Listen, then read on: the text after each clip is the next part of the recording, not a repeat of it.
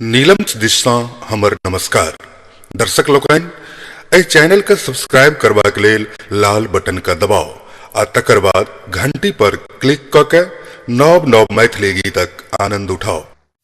श्रद्धेय गुरुदेव श्री हरिद्वार प्रसाद खंडेलवाल जी के चरण कमल में नतमस्तक नमन करैत अपने समस्त मैथिली प्रेमी के हरिनाथक प्रणाम।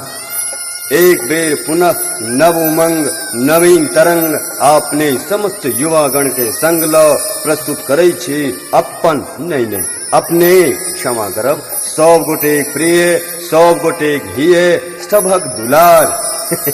भाइयों सभक मलार अलवेली भौजी निर्माता कृष्ण कुमार के मैथिली के प्रति अथक परिश्रम के अनुपम परिणाम मैथिली मजगर गीतक रंगीन संग्रह अलवेली भौजी भैया सुरूज सन आ सन्ना सन भौजी छोटका दियार हम करी मन मौजी भौजी बहिन तर गंजका अलबेला हम हूँ आ भौजी अलबेली अलबेला हम हूँ आ भौजी अलबेली भैया सुरूल सन आ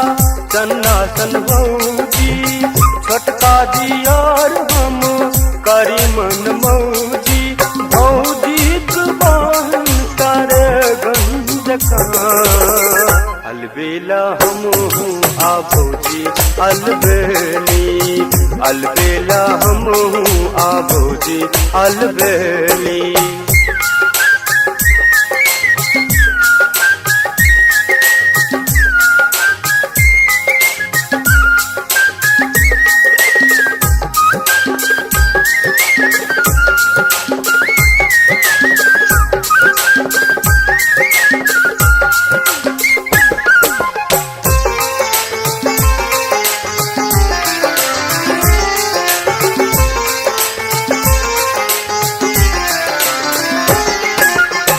जहने बसंत मन भौजी कमातल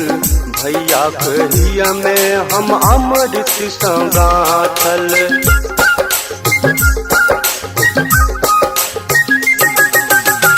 जहने बसंत मन भौजी कमातल भैया कहिया में हम अमृत संगाथल भौजी ले अनलन कलकत्ता सो नथिया पटना सो चोली आराची सो बिंदिया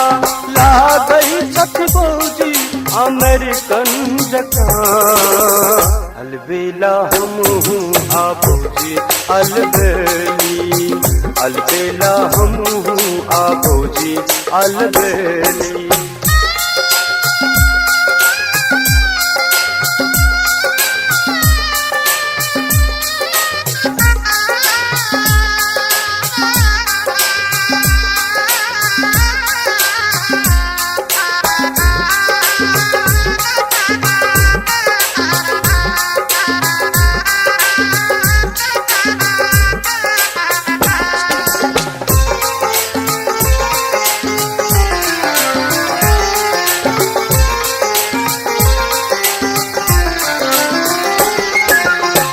कलिए खन भौजी कर आयल छल चींटी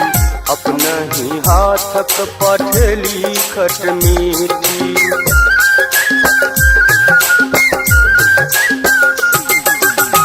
कलिए खन भौजी कर आयल छल चींटी अपना ही हाथक पठेली खट मीठी बहिनुक सगुन छनी मंगलक पराते लगे छनी बहिनो आब भगल नुराते चल लो हम भौजी बहिन जका अलबेला हम हूँ आ भौजी अलबेली अलबेला हम हूँ आ भौजी अलबेली।